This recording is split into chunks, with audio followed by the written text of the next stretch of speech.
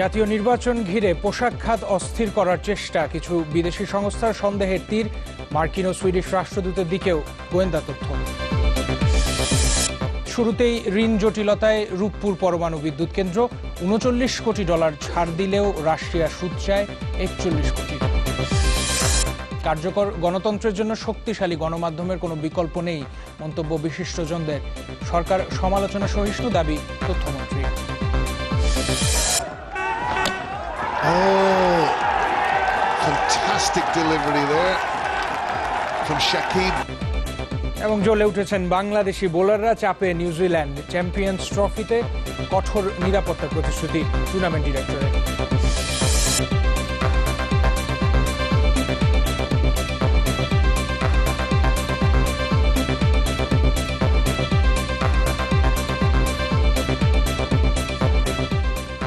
আমন্ত্রণ নিউজ 24 শুনছিলেন সিলনটি শিরোনাম। আপনাদের সাথে আছি আমি রাশেদুর রহমান এবং আমি নাজনীন নাসিরদোলা।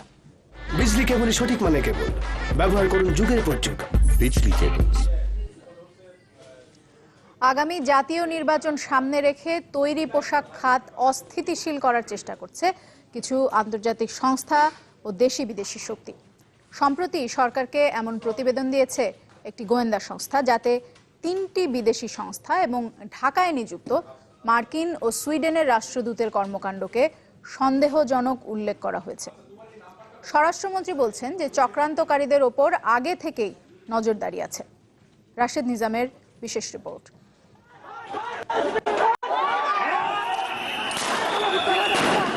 সাম্প্রতিক বছরে বেশ কবার শ্রমিক অসন্তোষ দেখেছে দেশের তৈরি পোশাক শিল্প।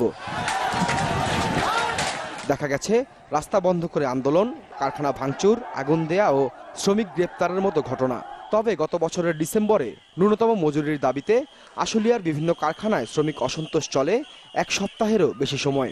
বন্ধ করে দেয়া হয় শখানেক পোশাক কারখানা। বিভিন্ন অভিযোগে দায়ের করা মামলায় গ্রেপ্তার হন শ্রমিক নেতা, সাংবাদিক সহ প্রায় অর্ধশত। আশুলিয়ার ওই শ্রমিক অসন্তোষের কারণ ও এর পরবর্তী অবস্থা বিশ্লেষণে গত কয়েক মাসে বেশ দৌড়ঝাঁপ দেখা গেছে প্রশাসনে। সম্প্রতি সরকারের বিভিন্ন মহলে প্রতিবেদন পাঠায় দেশের একটি বিশেষ গোয়েন্দা সংস্থা। সেখানে জানুয়ারি থেকে মার্চ পর্যন্ত 3টি আন্তর্জাতিক সংস্থা এবং সুইডেন ও মার্কিন রাষ্ট্রদূতের কিছু কর্মকাণ্ডের বিষয় তুলে ধরা হয়। We're all working on behind the scenes to strengthen worker rights. 4 পৃষ্ঠার সেই প্রতিবেদনটির শুরুতে বলা হয়, আশুলিয়ার অসন্তোষের পরে পোশাক খাতে বিদেশি এনজিও এবং শ্রমিক সংগঠনের তৎপরতা বেড়ে যায়। জানুয়ারির শেষে ইন্ডাস্ট্রিয়াল গ্লোবাল ইউনিয়নের সাধারণ সম্পাদক অপূর্ব কাইওয়ারের বাংলাদেশে অবস্থানকালীন ধানমন্ডিতে সভা, ওই মাসেই দ্য সলিডারিটি সেন্টারের কান্ট্রি ডিরেক্টর আলেঞ্জো সুসনের সাথে ইন্ডাস্ট্রিয়াল বাংলাদেশ কাউন্সিলরের কয়েক দফা বৈঠক এবং দ্য ওয়ার্ল্ড ট্রেড ইউনিয়ন ফেডারেশনের সাধারণ সম্পাদক কমরেড জর্জ মাভরিক্সের ফেব্রুয়ারির শুরুতে বাংলাদেশ সফরের কথা উঠে এসেছে গোয়েন্দা প্রতিবেদনে। এছাড়াও 8 মার্চ ঢাকা রিপোর্টার্স ইউনিটিতে সুইডিশ রাষ্ট্রদূত জোহান ফ্রিশেলের আলোচনা সভার ব্যাপারে তথ্য দেয়া হয়। এর পরদিন আশুলিয়ায় মার্কিন রাষ্ট্রদূত মার্শিয়া বার্নিগাটের সাথে বাংলাদেশ গার্মেন্টস অ্যান্ড ইন্ডাস্ট্রিয়াল শ্রমিক ফেডারেশন ইউনিয়নের রুদ্ধদ্বার বৈঠকের বিষয় তুলে ধরা হয়। বৈঠকে শ্রমিক নেতাদের আর্থিক সহায়তার আশ্বাস দেওয়া হয়। জানানো হয়, আশুলিয়ায় অসন্তোষ মামলার আসামি 34 শ্রমিক নেতাকে আইনি সহায়তার নামে 12 লাখ টাকা করে দেয়ার। প্রতিবেদনে সুপারিশ করা হয়, নির্বাচন সামনে রেখে সরকারকে চাপে ফেলতে দেশি বিদেশি চক্র গার্মেন্টস শিল্পে অস্থিরতা তৈরির চেষ্টা করছে। মার্কিন রাষ্ট্রদূতের সাথে শ্রমিক নেতাদের ঘন ঘন বৈঠক উদ্বেগজনক। আইনি সহায়তার নামে আর্থিক সহায়তা আন্দোলন উৎসাহিত করতে পারে। প্রতিবেদনের বিষয়ে যোগাযোগ করা হলে এমন কোনো তৎপরতার কথা উড়িয়ে দেন বাংলাদেশ সেন্টার ফর ওয়ার্কার্স সলিডারিটির নির্বাহী পরিচালক। ইন্টারেস্টিং না, আমার এরকম কিচ্ছু জানা নাই যে এরকম কথা কে বলতেছে। আমরা কাজ করতেছি হচ্ছে এরকম আনরেস্ট না হয়ে, সেটা কিভাবে আরো কনস্ট্রাকটিভ ওয়েতে ওয়ার্কাররা তাদের রাইটস নিয়ে কথা বলতে পারে বা তাদের দাবি নিয়ে কথা বলতে পারে। যদিও বিজিএমই এর হুঁশিয়ারি, এখনই এসব চক্রান্ত কঠোরভাবে দমন না করলে ভবিষ্যতে পস্তাতে হবে দেশের প্রধান এই শিল্প খাতকে। ইলেকশনের আগে একটা এরকম চেষ্টা করা হয়, সেটা সরকার, উদ্যোক্তা এরা সবাই মিলেমিশে কাজ করে যাতে এরকম সৃষ্টি না হয় সেই চেষ্টাই করে। তবে আমাদের গার্মেন্টসের শ্রমিকরা সবচেয়ে নিরীহ, উস্কানি দিয়েই কিন্তু এটা করানো হয়। তাহলে এটার সাথে আমরা সবসময় একমত যে আমাদের নিরীহ শ্রমিকদেরকে কোনো সময় কোনো বহিরাগতরা ইনফ্লুয়েন্স করে কিছু করাইতে সক্ষম হয়। তবে স্বরাষ্ট্রমন্ত্রীর দাবি, পোশাক শিল্প ধ্বংস করতে সক্রিয় চক্রগুলোকে আগে থেকেই নজরদারিতে রেখেছে প্রশাসন।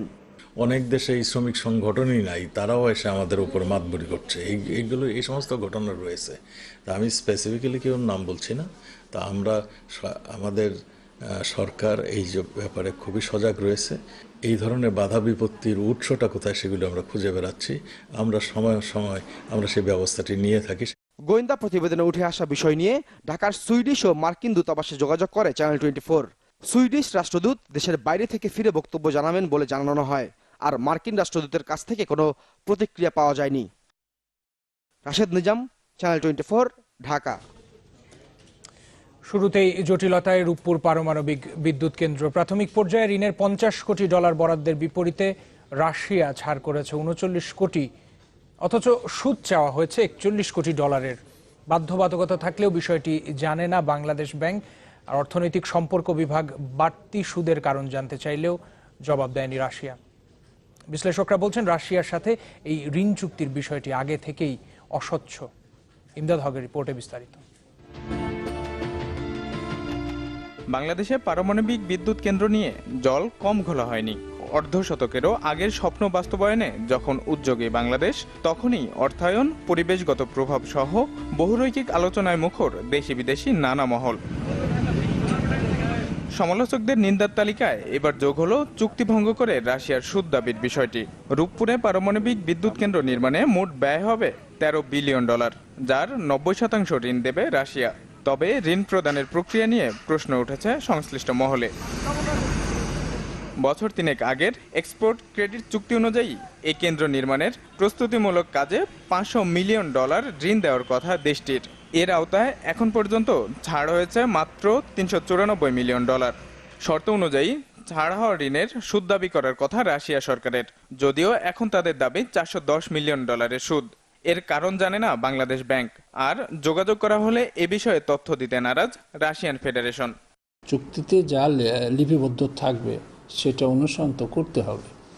এটা করার কথা না, করতে পারারও কথা না। সরকার সেটি শুনবে কেন? সরকারের কোনো বৈধ কারণ ছাড়া, লিখিত শর্ত ছাড়া নির্দিষ্ট সময়ের আগে টাকা চেয়ে ফেলবে, এটা তারাও করতে পারে না। আবার প্রকল্পের আর্থিক অগ্রগতি হওয়ার কথা 79%, অথচ হিসাব দেখানো হয়েছে 15% বেশি। হিসাব মেলাতে উন্মুক্ত ঋণপত্রের হিসাব সংযুক্ত করা হয়েছে বলে দাবি প্রকল্প পরিচালকের। পুরো প্রক্রিয়া আর্থিক সুশাসনের অন্তরায় বলে মন্তব্য বিশেষজ্ঞদের। যদি আমি টাকা নেই তাহলে তো আমার একটা ইন্টারেস্ট কিওর্ড হয়, সেখানে টার্মস থাকে, কত বছর পরে ইন্টারেস্ট দেওয়া শুরু করব, সবই লেখা থাকে। প্রথমত আমি মনে করছি এই শর্তের মধ্যে ঘাটতি আছে। দ্বিতীয় হচ্ছে যে যেই শর্ত তারা বলছে তার সাথে সেটাকে আবার অতিরঞ্জিত করে এক ধরনের অস্বচ্ছতার মাধ্যমে, প্রতারণার মাধ্যমে বাংলাদেশের কাছ থেকে অর্থ আদায়ের প্রচেষ্টা হচ্ছে। কোনো অবস্থায় আমাদের কর্তৃপক্ষ, বাংলাদেশ কর্তৃপক্ষ কোনো অবস্থায় এটা মেনে নেওয়ার কোনো সুযোগ নেই। তবে এই বিষয়ে ক্যামেরার সামনে কথা বলতে রাজি হননি প্রকল্প বা অর্থনৈতিক সম্পর্ক বিভাগের কোনো কর্মকর্তা। ইমদাদ হক, চ্যানেল 24, ঢাকা। আমরা আনোয়ার ইস্পাত, দৃঢ়তার ইস্পাত ইনসাইড। আমরা আনোয়ার ইস্পাত, দৃঢ়তার ইস্পাত ইনসাইড। কার্যকর গণতন্ত্রের জন্য শক্তিশালী গণমাধ্যমের বিকল্প নেই, তবে তা হতে হবে বস্তুনিষ্ঠ, নিরপেক্ষ এবং দেশের প্রতি দায়বদ্ধ। চ্যানেল 24-এর 5ম প্রতিষ্ঠাবার্ষিকীর আয়োজনে এসব কথা বললেন অতিথিরা। আরও অনেক কথার ভিড়ে তারা এও বলেছেন যে অনেক গণমাধ্যমের ভিড়ে টেলিভিশনের সম্ভাবনা এখনো সবচেয়ে বেশি। আর তথ্যমন্ত্রী দাবি করেছেন যে বর্তমান সরকার যথেষ্ট সমালোচনা সহিষ্ণু। দেখতে দেখতে পূর্ণ হলো 5 বছর। 6ষ্ঠ বছরের পথ চলা শুরু দেশের অন্যতম সংবাদভিত্তিক টেলিভিশন চ্যানেল 24-এর। প্রতিষ্ঠাবার্ষিকীর অনাড়ম্বর এই অনুষ্ঠানে উপস্থিত তথ্যমন্ত্রী সহ বিশিষ্টজনেরা। তাদের বক্তব্যে উঠে আসে গণমাধ্যমের কাছে তাদের প্রত্যাশার কথা।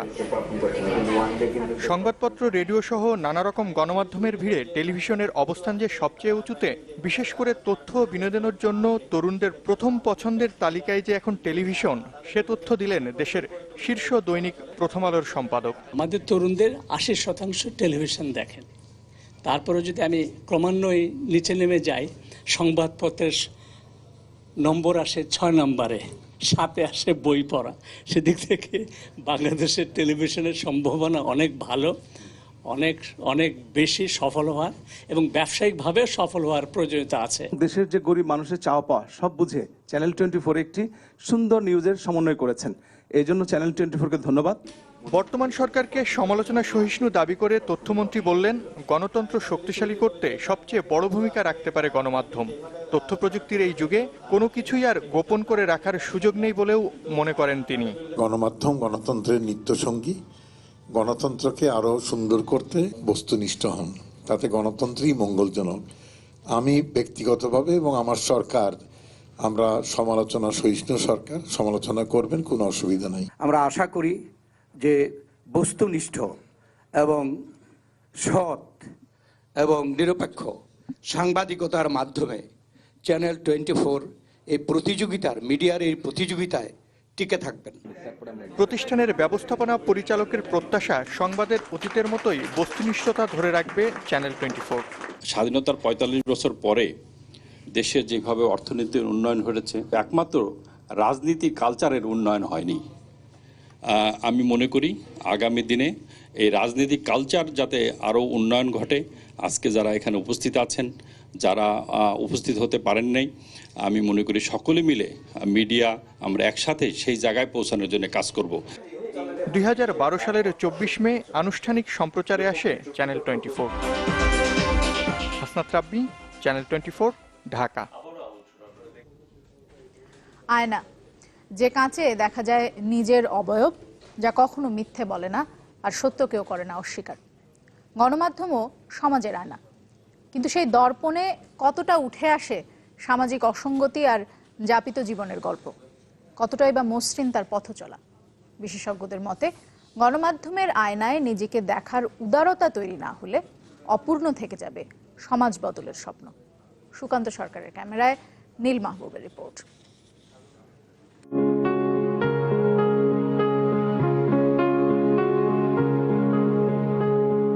স্বচ্ছ কাচের ভেতর দিয়ে দেখা যায় পৃথিবীর বাইরের সৌন্দর্য।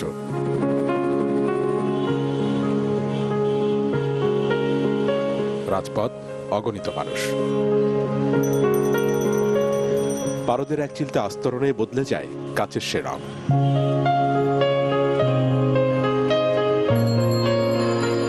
নাম হয় আয়না।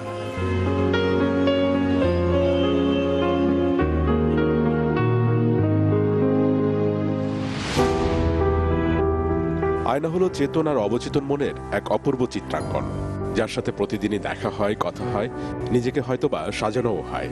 কিন্তু আয়না যখন সাক্ষী কলম বিবেকের কথা বলে, মন ও মননের, তখন তার সামনে দাঁড়িয়ে নিজেকে বদলানো হয় কতটুকু।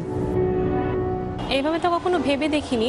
আয়না যেমন ঘোলা হলে আমরা নিজেকে ঠিকভাবে দেখতে পাবো না, সেভাবেই বিবেক যদি স্বচ্ছ না হয় পরিবর্তনটা সম্ভব না। সৌন্দর্য কোনটা, সৌন্দর্য না কোনটা, এটা আমরা বুঝতে পারতাম না যদি আয়না জিনিসটা না থাকতো। গণমাধ্যমকে বলা হয় সমাজের আয়না, কিন্তু সেই কাচে যে আলো, তাই বা কতটা গণ এবং মাধ্যম হয়ে উঠতে পেরেছে গণমানুষের কাছে।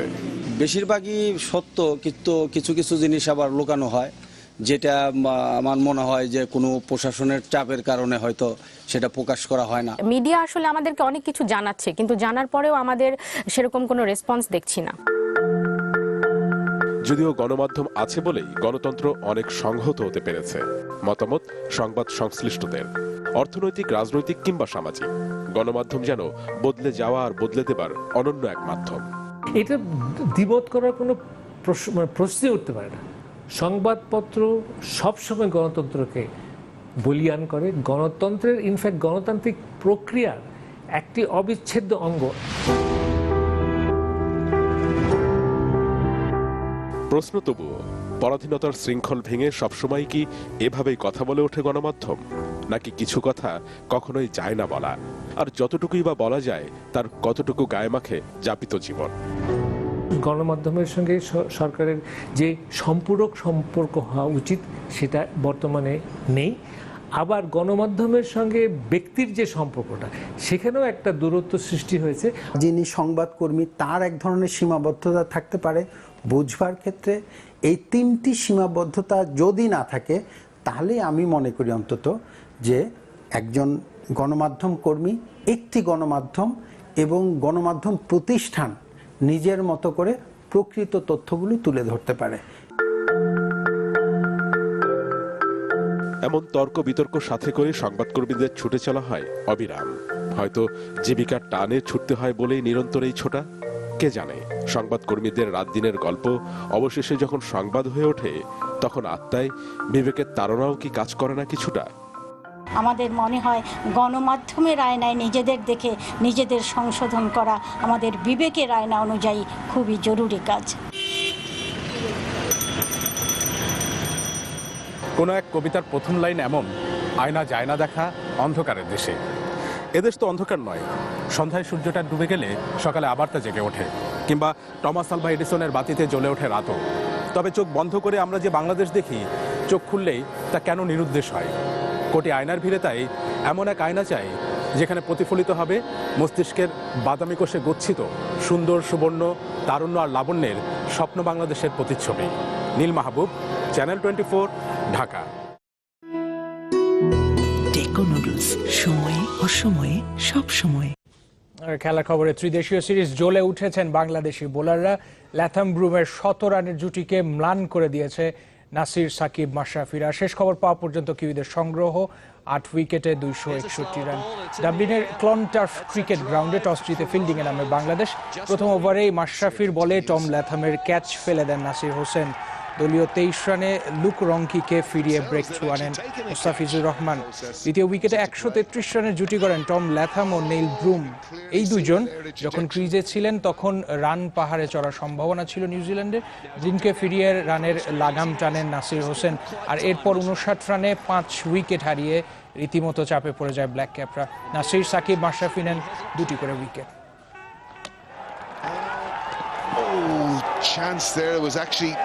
Having had a slip, he got himself up. দর্শক, এবার স্ক্যান সিমেন্টের সৌজন্যে আইসিসি চ্যাম্পিয়ন্স ট্রফির আপডেট।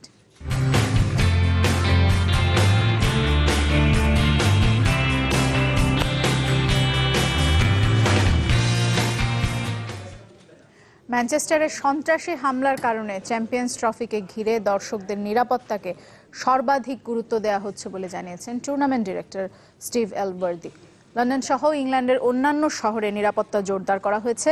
চ্যাম্পিয়ন্স ট্রফি তার অন্যতম কারণ। অতিরিক্ত প্রায় 1000 নিরাপত্তা বাহিনীর সদস্য লন্ডনে মোতায়েন করা হয়েছে বলে জানিয়েছেন দেশটির স্বরাষ্ট্র সচিব আম্বার রুড। 1 জুন থেকে লন্ডন, বার্মিংহাম ও কার্ডিফে বসবে ক্রিকেটের অন্যতম বড় টুর্নামেন্ট চ্যাম্পিয়ন্স ট্রফি। দর্শকদের নিরাপত্তাকে সর্বাধিক গুরুত্ব দেওয়া হচ্ছে বলে জানান টুর্নামেন্ট ডিরেক্টর স্টিভ এলবার্দি। এদিকে চ্যাম্পিয়ন্স ট্রফির আগে ইংল্যান্ডের বিপক্ষে দ্বিপাক্ষিক সিরিজ খেলতে এই মুহূর্তে ইংল্যান্ডে আছে দক্ষিণ আফ্রিকা। ম্যানচেস্টার হামলায় অস্বস্তিতে ভুগছিল প্রোটিয়ারা, তবে কর্তৃপক্ষের নিরাপত্তায় আশ্বস্ত হয়ে খেলতে রাজি হয়েছেন প্রোটিয়ারা।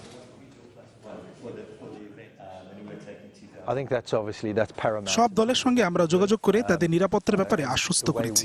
দর্শকদের জন্য বাড়তি নিরাপত্তা নেওয়া হয়েছে, কারণ আসরের অধিকাংশ টিকিট বিক্রি হয়ে গেছে। সবাইকে সাবধানে থাকার অনুরোধ করব। নিউজ 24 একটা বিরতি, ফিরে আসার পর দেখবেন। আবারও আলোচনায় নারায়ণগঞ্জের শিক্ষক শ্যামল কান্তি ঘুষ নেয়ার মামলায় আত্মসমর্পণের পর কারাগারে।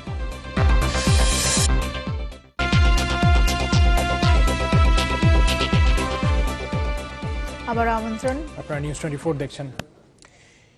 তৃতীয় পক্ষের মধ্যস্থতা ছাড়াই পার্বত্য এলাকায় শান্তি প্রতিষ্ঠার মাধ্যমে জাতিগত ও ধর্মীয় সম্প্রীতি নিয়ে বাস করছে সেখানকার মানুষ। সকালে গণভবনে শ্রীলঙ্কার সাবেক রাষ্ট্রপতি চন্দ্রিকা বন্দরনায়েকে কুমারাতুঙ্গার সাথে সাক্ষাতের সময় এই কথা বলেছেন প্রধানমন্ত্রী শেখ হাসিনা। বৈঠকে তাঁরা দুদেশের দ্বিপাক্ষিক স্বার্থ সংশ্লিষ্ট বিষয় নিয়ে আলোচনা করেন। এ সময় প্রধানমন্ত্রীর আন্তর্জাতিক বিষয়ক উপদেষ্টা গহর রিজভী, প্রধানমন্ত্রী কার্যালয়ে মুখ্য সচিব সহ ঊর্ধ্বতন কর্মকর্তারা উপস্থিত ছিলেন। এছাড়া উপস্থিত ছিলেন শ্রীলঙ্কা হাই কমিশনের ঊর্ধ্বতন কর্মকর্তারাও। বাংলাদেশ জাতীয় সংসদের স্পিকার ডক্টর শিরিন শারমিনের নেতৃত্বে সংসদ সচিবালয়ে সংসদ কমিশনের 28তম বৈঠক অনুষ্ঠিত হয়েছে। বৈঠকে কমিটির সদস্য প্রধানমন্ত্রী শেখ হাসিনা, অর্থমন্ত্রী আবুল মাল আব্দুল মুহিত, আইনমন্ত্রী আনিসুল হক ও বিরোধী দলীয় সংসদ সদস্য নুরুল ইসলাম উপস্থিত ছিলেন। এতে 2017-2018 অর্থ বছরের বাংলাদেশ জাতীয় সংসদের জন্য উন্নয়ন ও অনুন্নয়ন খাতে মোট 314,91 লক্ষ টাকার প্রাক্কলিত বাজেটের অনুমোদন দেওয়া হয়। এর মধ্যে অনুন্নয়ন খাতে 298,49 লক্ষ টাকা এবং উন্নয়ন খাতে 16,42 লক্ষ টাকার বরাদ্দের অনুমোদন দেওয়া হয়। এছাড়াও 2018-2019, 2019-2020 অর্থ বছরের বাজেট প্রক্ষেপণ অনুমোদন করা হয়। হাওড়ে বাঁধ নির্মাণে দুর্নীতির সাথে জড়িতদের বিরুদ্ধে ব্যবস্থা নিতে দুদককে নির্দেশ দিয়েছেন রাষ্ট্রপতি আব্দুল হামিদ। দুপুরে বঙ্গভবনে দুদকের বার্ষিক প্রতিবেদন পাওয়ার পর এই নির্দেশনা দেন রাষ্ট্রপতি। দুদক চেয়ারম্যান রাষ্ট্রপতির কাছে 2016 সালের কাজের প্রতিবেদন এবং দুর্নীতি প্রতিরোধে 65টি সুপারিশ তুলে দেন। প্রতিবেদনে দেখা যায় 2016 সালে কমিশনে 12,990টি অভিযোগ আসে, যার মধ্যে 1,007টি অনুসন্ধানের জন্য গৃহীত হয়। মামলা হয় 359টি দুর্নীতির অভিযোগের। এছাড়া ওই বছর গ্রেপ্তার করা হয় 388 জন আসামিকে।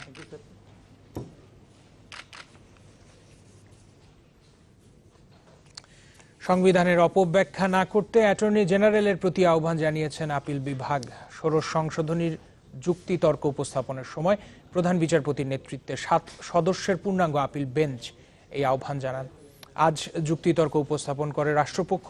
এরই এক পর্যায়ে ইংল্যান্ড বিশ্বের একমাত্র সভ্য দেশ বলে মন্তব্য করেন প্রধান বিচারপতি সুরেন্দ্র কুমার সিনহা, যার বিরোধিতা করেন রাষ্ট্রের প্রধান আইন কর্মকর্তা attorney general Mahbube Alam. Supreme কোর্টের বিচারকদের অপসারণের ক্ষমতা জাতীয় সংসদের হাতে ন্যস্ত করে সংবিধানের ষোড়শ সংশোধনী আনা হয়, যাকে অবৈধ ঘোষণা করে হাইকোর্টে দেয়া রায়ের বিরুদ্ধে রাষ্ট্রপক্ষের আপিলের 6ষ্ঠ দিনের শুনানিতে বিষয়টি আলোচনায় আসে।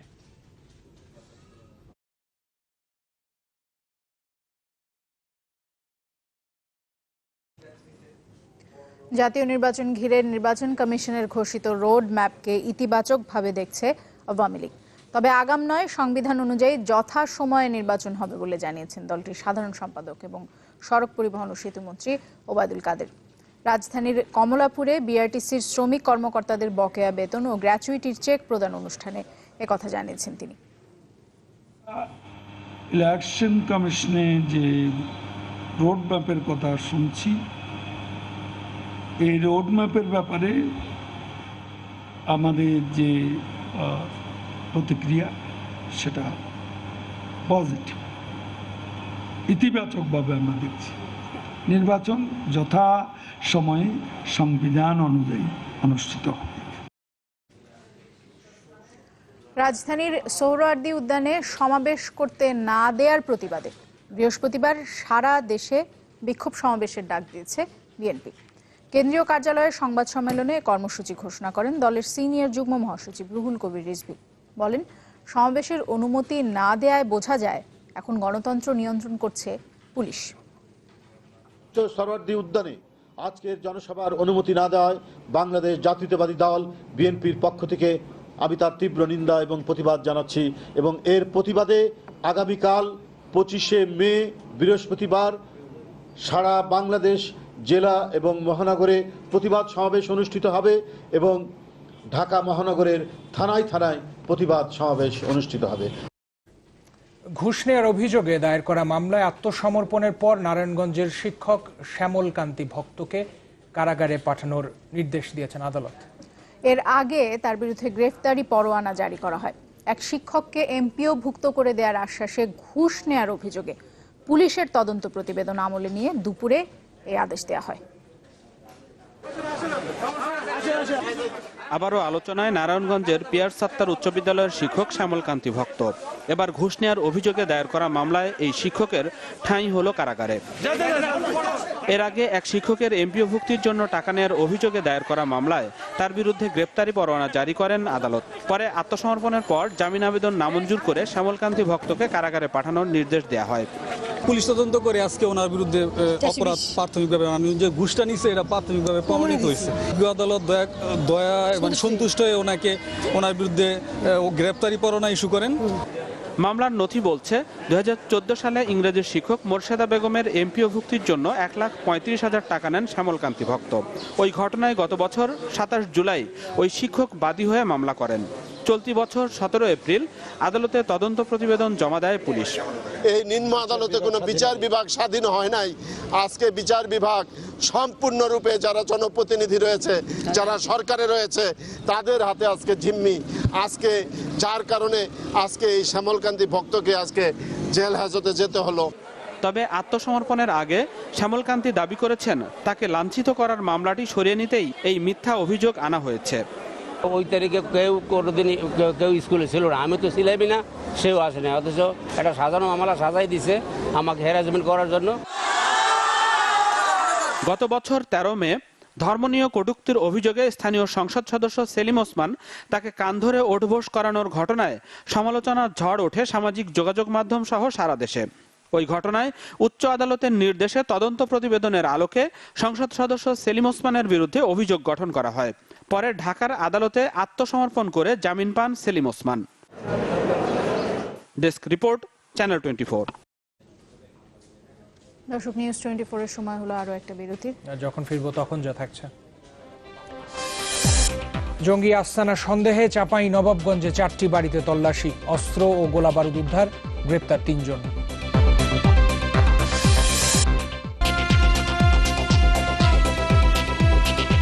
স্বাগত আরো একবার। আপনারা দেখছেন নিউজ 24।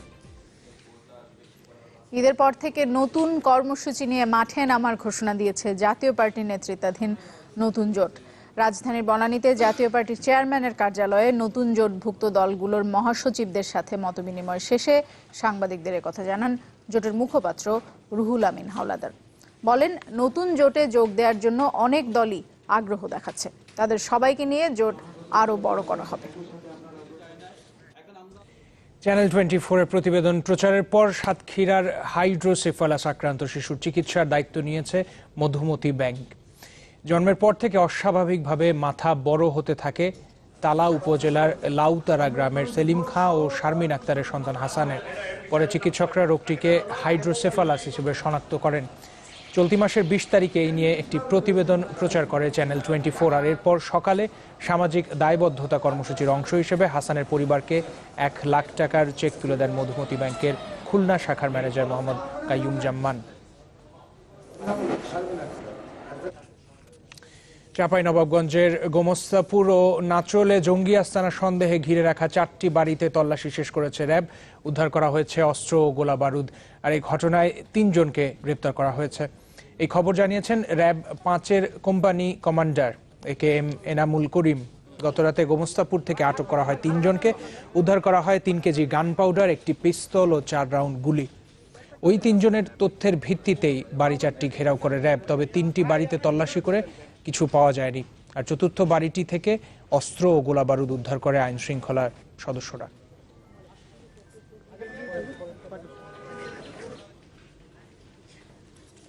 সময় হলো একটা বিরতি। যখন ফিরছি তখন থাকছে। যুক্তরাজ্যে ফের হামলার শঙ্কায় সর্বোচ্চ সতর্কতা জারি। স্বদেশি জঙ্গিরা পশ্চিমাদের জন্য বড় দুশ্চিন্তা, বলছেন বিশ্লেষকরা।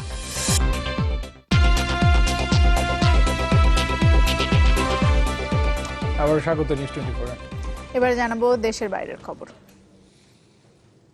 যুক্তরাজ্যে ফের সন্ত্রাসী হামলার আশঙ্কায় সর্বোচ্চ সতর্কতাকে সংকটপূর্ণ অবস্থা ঘোষণা করেছেন দেশটির প্রধানমন্ত্রী থেরেসা মে। বাকিংহাম প্যালেস ও পার্লামেন্ট এলাকায় জনসাধারণের প্রবেশে আরোপ করা হয়েছে কড়াকড়ি। লন্ডনের পথে টহল দিচ্ছে সেনাবাহিনী। গ্রেপ্তার করা হয়েছে 3 জনকে। সোমবার ম্যানচেস্টারে হামলার ঘটনায় শোকে স্তব্ধ পুরো ব্রিটেন। বিশেষজ্ঞরা বলছেন যে আত্মঘাতী হামলাকারী সালমানের মতো স্বদেশি চরমপন্থীরাই এখন ইউরোপ সহ পশ্চিমা বিশ্বের জন্য বড় হুমকি। ম্যানচেস্টারের কনসার্টে সোমবার প্রাণ গেছে সাফি রোজ নামে 8 বছরের এই ফুটফুটে শিশুর। তার মতোই হতভাগ্য আরও 2 কিশোরী, অলিভিয়া ও জর্জিনা। এক যুগের মধ্যে সবচেয়ে ভয়াবহ এই হামলায় শোকে স্তব্ধ পুরো ব্রিটেন। প্রতিবাদ চলছে বিভিন্ন স্থানে। আমরা কখনোই ভীত নই। জঙ্গিরা এভাবে হামলা চালিয়ে কখনোই আমাদের দুর্বল করতে পারবে না। দিন দিনই তাদের প্রতি ঘৃণা বাড়ছে। কোনো ধর্মই এ ধরনের হত্যাকে সমর্থন করে না। আইএস মূলত ধর্মকে ছিনতাইয়ের চেষ্টা করছে। পুলিশ বলছে হামলাকারী 22 বছর বয়সী সালমান আবেদি লিবীয় বংশোদ্ভূত ব্রিটিশ নাগরিক। তার জন্ম ও বেড়ে ওঠা ম্যানচেস্টারেই। নিরাপত্তা কর্মকর্তারা জানান মাত্র কয়েকদিন আগেই বিদেশ থেকে ব্রিটেনে ফেরেন তিনি। তাদের ধারণা মধ্যপ্রাচ্য ফেরত এমন অনেক বিপদগামী তরুণ সালমানের মতোই সক্রিয়। তাদের খোঁজে চলছে তল্লাশি। রাজধানী লন্ডনে টহল দিচ্ছে সেনাবাহিনী। সর্বোচ্চ সতর্কতার পাশাপাশি বাকিংহাম প্যালেস ও পার্লামেন্ট এলাকায় জনসাধারণের প্রবেশেও জারি করা হয়েছে নিষেধাজ্ঞা। শঙ্কার মূল কারণ হলো সালমান একাই এই হামলা চালিয়েছে নাকি তার সাথে আরো জঙ্গি সক্রিয়, তা নিশ্চিত হওয়া যায়নি। এই অবস্থায় সন্ত্রাসের হুমকির মাত্রা সর্বোচ্চ পর্যায়ে নেওয়া হয়েছে। বিশেষজ্ঞরা বলছেন সালমানের মতো স্বদেশে গড়ে ওঠা চরমপন্থীরাই এখন ইউরোপ সহ পশ্চিমা বিশ্বের জন্য বড় হুমকি। হামলাকারী কেউই অভিবাসী কিংবা শরণার্থী নন, তাদের বেশিরভাগই নিজ দেশে জন্মগ্রহণকারী। আইএসের মতো চরমপন্থী সংগঠনগুলো এখন পশ্চিমা তরুণদের প্রশিক্ষণ দিয়ে নিজ দেশেই পাঠাচ্ছে, যা সবার জন্যই অশনি সংকেত। ভয়াবহ এই হামলায় শোক জানিয়েছেন রানী এলিজাবেথ সহ রাজ পরিবারের সদস্যরা। জাতিসংঘ সহ বিভিন্ন দেশের ব্রিটিশ দূতাবাসে খোলা হয়েছে শোক বই। শাকিল মাহমুদ, চ্যানেল 24। ইতালিতে খ্রিস্টান ধর্মগুরু পোপ ফ্রান্সিসের সাথে বৈঠক করেছেন মার্কিন প্রেসিডেন্ট ডোনাল্ড ট্রাম্প। বুধবার ইসরায়েল থেকে ভ্যাটিকানে পৌঁছান তিনি। বুধবার ভ্যাটিকানে পোপ ফ্রান্সিসের সাথে সাক্ষাৎ করেন ট্রাম্প দম্পতি। পোপকে মার্টিন লুথার কিং এর 5টি বই উপহার দেন মার্কিন প্রেসিডেন্ট। ট্রাম্পকেও নিজের লেখা 3টি বই তুলে দেন খ্রিস্টান ধর্মগুরু। পরে রোমে প্রেসিডেন্ট সার্গিও মাত্তারেল্লার সাথে সাক্ষাৎ করেন মার্কিন প্রেসিডেন্ট। ইতালি সফর শেষে বুধবারই বেলজিয়ামের উদ্দেশ্যে যাত্রা করবেন ডোনাল্ড ট্রাম্প।